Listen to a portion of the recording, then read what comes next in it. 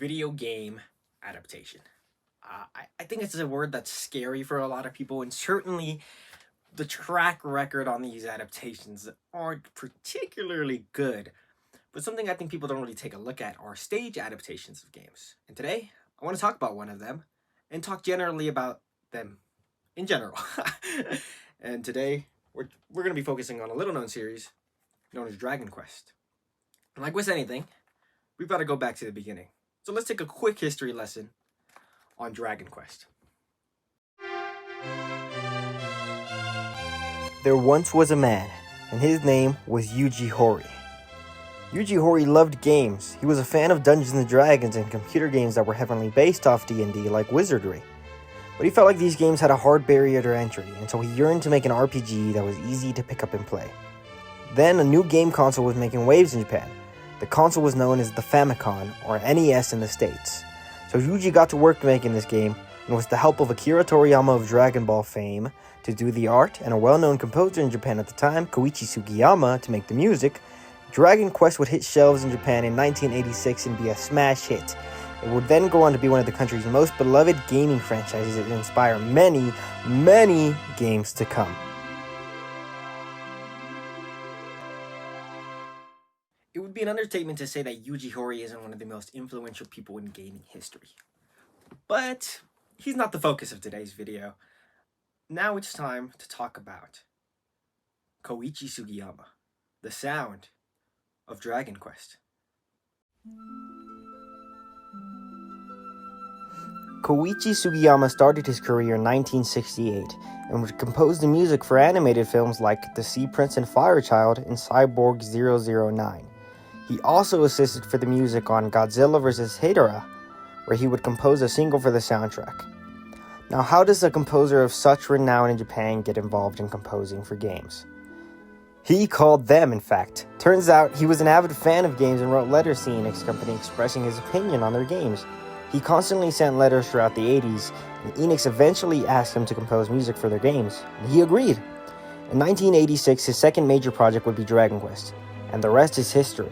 From 86 to when he passed in 2021, he would be the lead composer for every game in the Dragon Quest franchise, and even some of its multimedia spin-offs.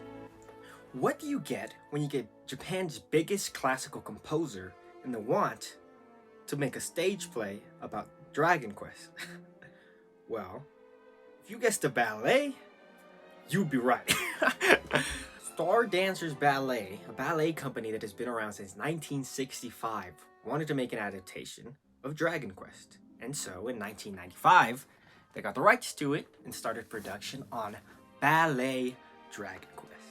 With director Minoru Suzuki, co-written by the original series creator Yuji Horii, and composition by, of course, Koichi Sugiyama, Ballet Dragon Quest would become a reality, and its first showing would be in 1996. Ballet Dragon Quest loosely takes things from every Dragon Quest that has been released up to this point, which would be up to number 6. It follows the story of the white hero on his quest to save the princess and defeat the demon lord and bring peace to the world. Yeah, pretty basic, I'd say, but there's a lot of twists and turns, and Dragon Quest as a series has always been more about the journey more than the destination, and certainly those rules apply to this show.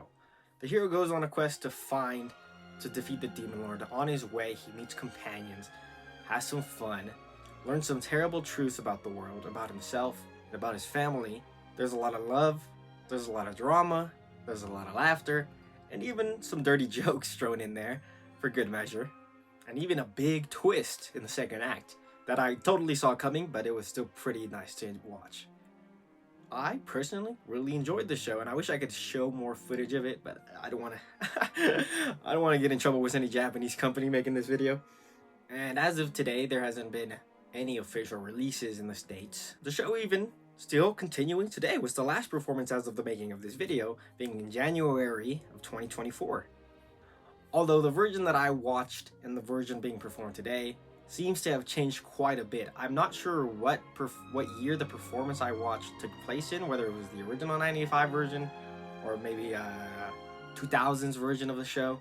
But based on trailers uploaded by Square Enix onto their YouTube page for more recent performances, It seems like the play hasn't changed that much. Costumes look like they've been updated.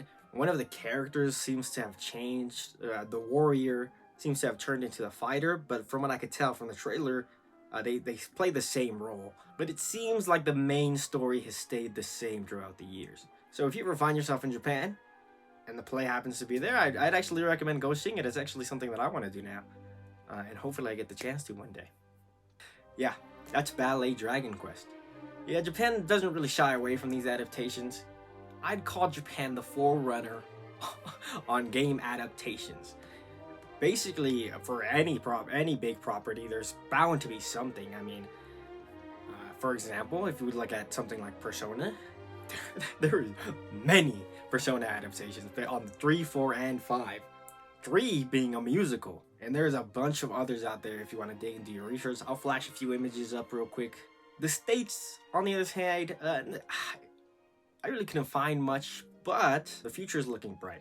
Now that people who grew up with games are heading into the adult world, many of them are interested in being directors, writing plays. We may see an uptick on game adaptations of games. If you're watching this video around the time that I uploaded it, there's actually a Dungeons & Dragons stage play that is coming out on May 5th, 2024 in New York at Stage 42 that is going to be a sort of interactive play where the audience can affect the story in a way, and I think that sounds awesome, personally. And I hope that going forward there will be more adaptations of games. I think there is untapped potential in that, but only time will tell. I hope you enjoyed this video. I had a lot of fun making it, and watching a performance of a game series that I really like. As always, go play Dragon Quest. It's really good, I promise. Go watch the ballet, also very good. And yeah, thanks for watching.